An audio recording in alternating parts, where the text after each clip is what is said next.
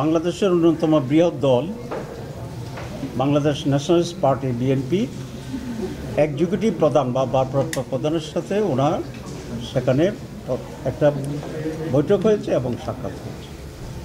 এটাকে আমরা ওয়েলকাম করেছি এবং মিটিংয়ের আগের দিন অনেকগুলো পত্রিকায় বিশেষ করে প্রথম আলোতে আমার বক্তব্য ওয়েলকামিং বক্তব্য খুব স্পষ্ট হয়েছে।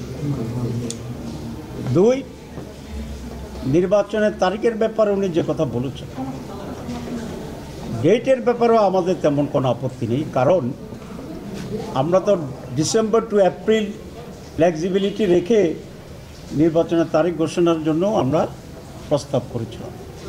সুতরাং ডিসেম্বর হইলেও এটা আমাদের দাবির ভিতরেই হতো। এখন যে ফেব্রুয়ারির ব্যাপারে করার কিছু শর্ত সাপেক্ষে যে ফেব্রুয়ারির কথা বলা হয়েছে, সেখানেও আমাদের প্রস্তাবের ভিতরেই আছে। এপ্রিলে যদি হয়তো যেটা উনি ঘোষণা করেছিলেন সেটাও আমাদের প্রস্তাবের ভিতরেই ছিল। সুতরাং ডেটের ব্যাপারে বাংলাদেশ জামাত ইসলামী পূর্বাহ্নেই একটা টাইমলাইন দিয়েছে, আর আমরা বলেছিলাম আমরা একটা পার্টিকুলার ডেটে ওনাকে ডিকটেট করতে চাই না, রিজিড থাকতে চাই না, আমরা ফ্লেক্সিবিলিটিকে আমরা অ্যাকসেপ্ট করি। এখানেও আমাদের কোনো তেমন আপত্তি নেই। আমরা যে জায়গাতে প্রশ্ন তুলেছি যে উনি জাতির উদ্দেশ্যে একটা ভাষণ দিয়েছেন, ভাষণ দিয়েই টেলিভিশনে একটা তারিখ ঘোষণা করছেন। তো এখানে যদি কোনো পরিবর্তন হয় আলাপ আলোচনার মাধ্যমে, এটা হতেই পারে।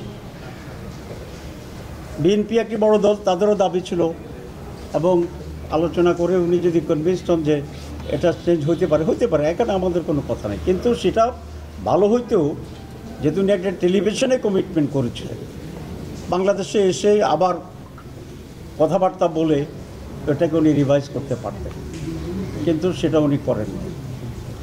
2, আমরা বিশ্বের সাথে দেখলাম যে উনি একটি দলের প্রতিনিধির সাথে জয়েন্ট স্টেটমেন্ট করেছেন, যৌথ বিবৃতি। এটা পৃথিবীর ইতিহাসে রিপিট হয়েছে, আছে কি না এক্সাম্পল আমাদের জানা নেই। বিভিন্ন দেশের সরকারের সাথে প্রধান বিরোধী দল বা পার্লামেন্টের প্রতিনিধিত্বকারী দলগুলোর সাথে মিটিং হয়, কারণ তখন তাদের একটা স্ট্যাটাস ডিফাইন্ড। এখানে বহুদলীয় গণতন্ত্রের 100-এরও বেশি দল আমাদের দেশে আছে, তাহলে তো এমন এক কালচার তৈরি হবে, উনি যার সাথে কথা বলেন একটা জয়েন্ট স্টেটমেন্ট করতে হবে। আমরা মনে করি এটা নজিরবিহীন ছিল এবং এটা প্রপার ছিল না। এতে অন্যান্য বাকি সকল দলেই কিছুটা বিব্রত হয়েছে, আমরাও সেরকম এটা ফিল করি। ব্যক্তিগতভাবে জামাতে ইসলামী নয়, অ্যাজ এ হোল সকল দলগুলো এখানে কিছুটা বিব্রত হওয়ার মতো পরিস্থিতি রয়েছে। জয়েন্ট স্টেটমেন্ট এবং জয়েন্ট প্রেস ব্রিফিং, এখানে আমাদের আপত্তি। বিএনপির ব্যাপারে আমাদের কোনো বক্তব্য নেই, করতে নাই। আমরা সেই কারণে আমাদের এই ধারণা হয়েছে যে মাননীয় প্রধান উপদেষ্টা তার নিরপেক্ষতা হারিয়েছে, এবং এইভাবে যদি চলতে থাকে তাহলে যে সংস্কার কমিশন আছে এখানেও তারা খুব বেশি অগ্রসর হতে পারবে না, এবং এটা অনেকটা পর্বতের মুশিক প্রসব করার মতো একটা পরিস্থিতি দাঁড়াবে, কার্যকরিতা হারাবে। সে কারণে প্রতিবাদ হিসাবে আমরা গতকাল আসিনি।